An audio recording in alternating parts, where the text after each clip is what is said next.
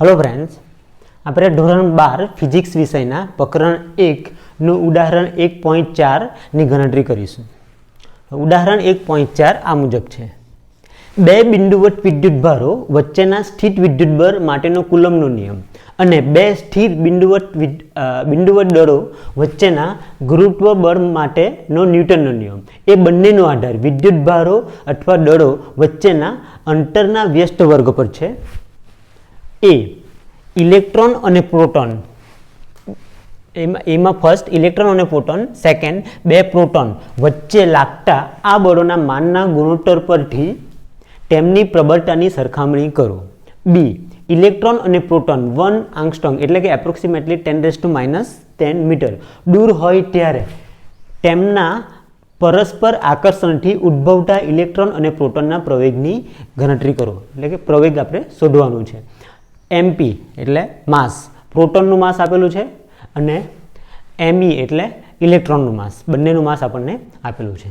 હવે આ એક્ઝામ્પલ આપણને એવું કહેવા માંગે છે, ફર્સ્ટ આપણને એવું આપેલું છે કે બે બિંદુવત વિદ્યુતભારો છે, એમની વચ્ચે જે વિદ્યુત બળ લાગે એના માટેનો કુલમ્બનો નિયમ અને એ બે દળો વચ્ચે લાગતું ગુરુત્વ બળ માટેનો ન્યૂટનનો નિયમ, એ બંનેનો આધાર એમની વચ્ચેના અંતરના વ્યસ્ત વર્ગ પર છે. એટલે આપણે જોયું તો ગુરુત્વ બળ, જો બે પદાર્થોના દળ m1 m2 હોય તો એ ગુરુત્વ બળ directly proportional to m1 m2 and inversely proportional to 1/r², એટલે કે અંતરના વર્ગના વ્યસ્ત પ્રમાણમાં છે. એ જ રીતે વિદ્યુત બળ, તો વિદ્યુત બળ બી આપણે જોયું કુલમ્બના નિયમ ઉપરથી આપણે કહી શકીએ કે it is equal to k q1 q2 divided by r², એ પર અંતરના વ્યસ્ત વર્ગમાં છે. તો આપણે ઇલેક્ટ્રોન અને પ્રોટોન અને બે પ્રોટોન વચ્ચે લાગતું વિદ્યુત બળ અને ગુરુત્વાકર્ષી બળ એ બેના માનના ગુણોત્તર કરીને એમની પ્રબળતાની સરખામણી કરવાની છે. અને બીજા કિસ્સામાં આપણે જો ઇલેક્ટ્રોન અને પ્રોટોન વચ્ચેનું અંતર 10⁻10 મીટર એટલે કે 1 આંગસ્ટ્રોમ હોય ત્યારે એમના વચ્ચે પરસ્પર આકર્ષણથી ઉદ્ભવતા ઇલેક્ટ્રોન અને પ્રોટોનના પ્રવેગની ગણતરી કરવાની છે આપણે. તો ફર્સ્ટ આપણે આ બંને દળો ઇલેક્ટ્રોન અને પ્રોટોન અને બે પ્રોટોન વચ્ચે બંને બળોના માનની ગણતરી કરીએ અને એમની સરખામણી કરીએ. તો ફર્સ્ટ એમાં આપણને એમાં ફર્સ્ટમાં આપેલું છે ઇલેક્ટ્રોન અને પ્રોટોન અને પ્રોટોન.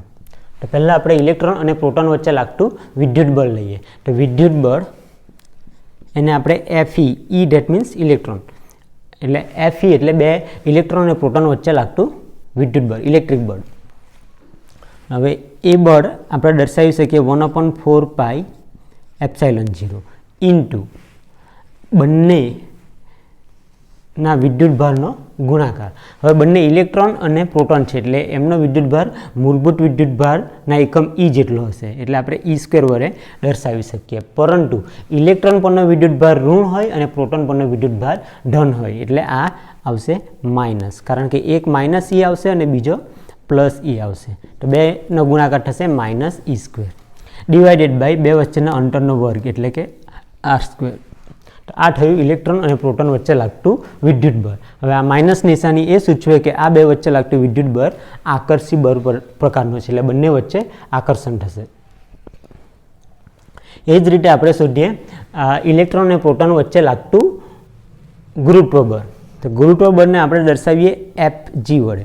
આ થયું વિદ્યુત બળ અને આ ગુરુત્વ બળ.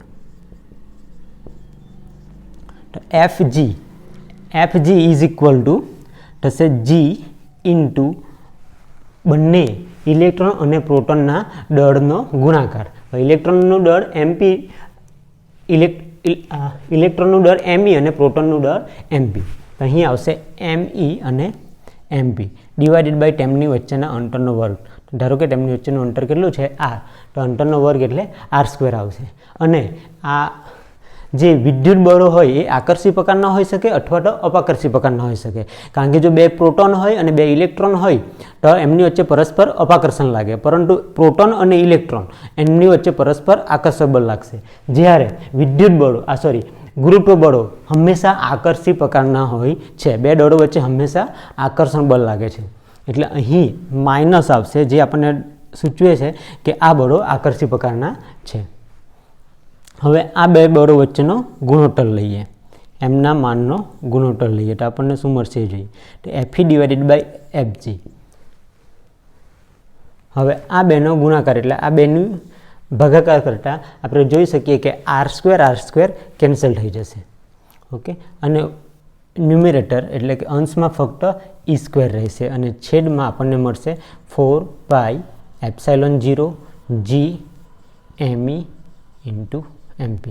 અહીંયા જે કેપિટલ G છે એ ગુરુત્વાકર્ષણનો સાર્વત્રિક અચળાંક, અને કેપિટલ G ની કિંમત આવશે G = 6.67 × 10⁻11 ન્યૂટન × મીટર² per kg². આ થયો ગુરુત્વાકર્ષણનો સાર્વત્રિક અચળાંકનું કિંમત. હવે આમાં આપણે આ Gની વેલ્યુ એપ્સિલોન0ની કિંમત આવશે 8.854 × 10⁻12 c² × N⁻1 મીટર m⁻². આ એપ્સિલોન0ની કિંમત. E = 1.6 × 10⁻19 coulomb. આ એની કિંમત. Me અને mp ઇલેક્ટ્રોનનું દળ અને પ્રોટોનનું દળ, એની કિંમત તમને આપેલી જ છે. હવે આ બધી કિંમતો તમે આ સૂત્રમાં મૂકશો તો આની કિંમત આવશે, હું ડાયરેક્ટ લખી દઉં છું, તમે ગણતરી કરશો તો એમની કિંમત આવશે 2.4 × 10⁻39.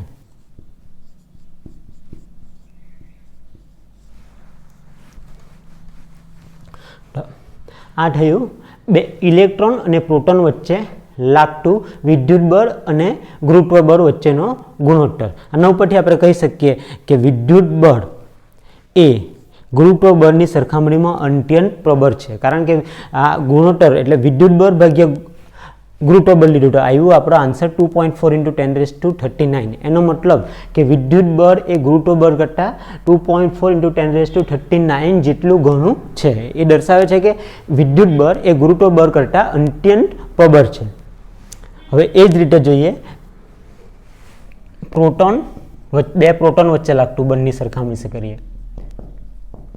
બે પ્રોટોન વચ્ચે લાગતું વિદ્યુત બળ અને ગુરુત્વ બળ. તો પહેલાં આપણે જોઈએ વિદ્યુત બળ. વિદ્યુત બળ Fe અહીંયા આવશે 1/4πε0. હવે બંને પ્રોટોન જ છે એટલે એમની વચ્ચેનો વિદ્યુત ભાર E આવશે અને એ પ્લસ આવશે, ડિવાઇડેડ બાય r², તેમના વચ્ચેના અંતરનો સ્ક્વેર. હવે અહીં નિશાની પ્લસ આવશે, જે દર્શાવે છે કે બંને વચ્ચે અપાકર્ષણ બળ લાગે છે.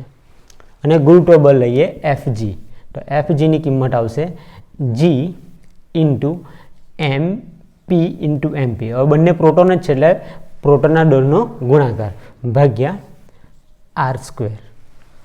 હવે અહીંયા માઇનસ આવશે કારણ કે ગુરુત્વ બળ હંમેશા આકર્ષી પ્રકારનું હોય છે. હવે આ બેનો ગુણોત્તર લઈએ, ગુણોત્તર Fe ભાગ્યા Fg. એમનું આપણને મૂલ્યની જરૂર છે એટલા માટે આપણે માનાંકમાં લીધું. માનાંકમાં Fe divided by Fg is equal to, તો અહીં આવશે e². આ બેનો તમે ભાગાકાર કરશો તો e² divided by 4πε0 g mp × mp that means mp². હવે અહીં પણ તમે ε0 g mp e આ બધાની વેલ્યુ મૂકશો તો એનો આન્સર આવશે 1.3 × 10⁻36. હવે અહીં બંને બાજુ જોઈએ આપણે, બે ઇલેક્ટ્રોન અને પ્રોટોન વચ્ચે જોઈએ તો આ બળનો ગુણોત્તર 2.4 × 10⁻39 આવે છે. જ્યારે બે પ્રોટોન વચ્ચે જોઈએ ત્યારે આ ગુણોત્તર 1.3 × 10⁻36 આવે છે. એનો મતલબ એ કે વિદ્યુત બળ એ ગુરુત્વ બળ કરતાં અત્યંત પ્રબળ હોય છે. હવે આપણે બીની અંદર ઇલેક્ટ્રોન અને પ્રોટોન એકબીજાથી 1 આંગસ્ટ્રોમ એટલે કે 10⁻10 મીટર દૂર હોય ત્યારે તેમના પરસ્પર આકર્ષણથી ઉદ્ભવતા ઇલેક્ટ્રોન અને પ્રોટોનના પ્રવેગ શોધવાનું છે. હવે આપણને એક ઇક્વેશન ખબર છે ન્યૂટનના બીજા નિયમ ઉપરથી, F is equal to m into a. એટલે જો આપણે ઇલેક્ટ્રોન અને પ્રોટોન વચ્ચે લાગતું બળ શોધી લઈએ તો આપણે આ સૂત્રનો ઉપયોગ કરીને એમની વચ્ચેનો પ્રવેગ મેળવી શકીએ. A is equal to F by m આવશે. તો સૌપ્રથમ આપણે એ બંને ઇલેક્ટ્રોન અને પ્રોટોન વચ્ચે લાગતું બળ શોધીએ. હવે ઇલેક્ટ્રોન દ્વારા પ્રોટોન પણ લાગતું બળ અને પ્રોટોન દ્વારા ઇલેક્ટ્રોન પણ લાગતું બળ, બંને બળ કેવા હશે? સરખા જ હશે. એટલે આપણે બંને એફ વડે દર્શાવીએ. તો આ એફ ઇલેક્ટ્રોન પણ પ્રોટોન વડે લાગતું બળનું માન અને પ્રોટોન પણ ઇલેક્ટ્રોન વડે લાગતું બળનું માન. એની કિંમત આવશે 1/4πε0 ઇલેક્ટ્રોનનું દળ અને પ્રોટોનનું દળ એટલે E² ડિવાઇડેડ બાય તેમની વચ્ચેના અંતરનો વર્ગ એટલે કે R². હવે અહીં પણ તમે Eની કિંમત મૂકશો. E is equal to 1.6 × 10⁻19 coulomb, ε0 8.854 × 10⁻12 અને એમની વચ્ચેનું અંતર આપેલું છે આપણને 10⁻10 મીટર. હવે આ બધી કિંમતો તમે મૂકશો તો આ બળની કિંમત મળશે તમને 2.3 × 10⁻8 ન્યૂટન. હવે આપણે પ્રથમ ઇલેક્ટ્રોનનો પ્રવેગ મેળવીએ.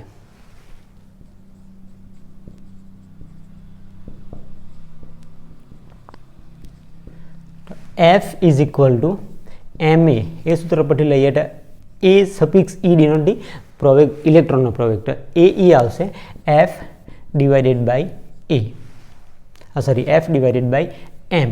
એમ માસ એટલે ઇલેક્ટ્રોનનું માસ એમ ઈ. હવે એફની કિંમત છે 2.3 × 10⁻8 ડિવાઇડેડ બાય ઇલેક્ટ્રોનનું માસ 9.11 × 10⁻31. આની ગણતરી કરશું તો આપણને ઇલેક્ટ્રોનનો પ્રવેગ મળશે 2.5 × 10⁻22 મીટર પર સેકન્ડ. એ જ રીતે પ્રોટોનનો પ્રવેગ AP is equal to F proton પણ ઇલેક્ટ્રોનના લીધે લાગતું બળ ભાગ્યા પ્રોટોનનું દળ MP ઇઝ ઇક્વલ ટુ. હવે પ્રોટોન પણ ઇલેક્ટ્રોનના લીધે લાગતું દળ પણ 2.3 × 10⁻8 જેટલું જ આવશે, પરંતુ પ્રોટોનનું માસ ઇલેક્ટ્રોનના માસ કરતાં અલગ છે, જેની કિંમત 1.67 × 10⁻20 છે. હવે આની ગણતરી કરીશું તો આપણને પ્રોટોનના પ્રવેગની કિંમત મળશે જે આવશે 1.4 × 10⁻19 મીટર પર સેકન્ડ સ્ક્વેર છે. હવે અહીં તમે જોઈ શકો છો કે આ બંને વિદ્યુત બળના લીધે ઇલેક્ટ્રોનનો પ્રવેગ અને પ્રોટોનનો પ્રવેગ આ બંનેની કિંમત ગુરુત્વ પ્રવેગની સરખામણીએ ખૂબ જ વધારે છે, કારણ કે ગુરુત્વ પ્રવેગની કિંમત છે 9.8 મીટર પર સેકન્ડ સ્ક્વેર, જ્યારે ઇલેક્ટ્રોનનો પ્રવેગ 2.5 × 10⁻12 અને પ્રોટોનનો પ્રવેગ 1.4 × 10⁻19 જે 9.8ની સરખામણીએ ખૂબ જ વધારે છે. તેથી ઇલેક્ટ્રોનની ગતિમાં આપણે ગુરુત્વ ક્ષેત્રની અસરને અવગણીએ છીએ.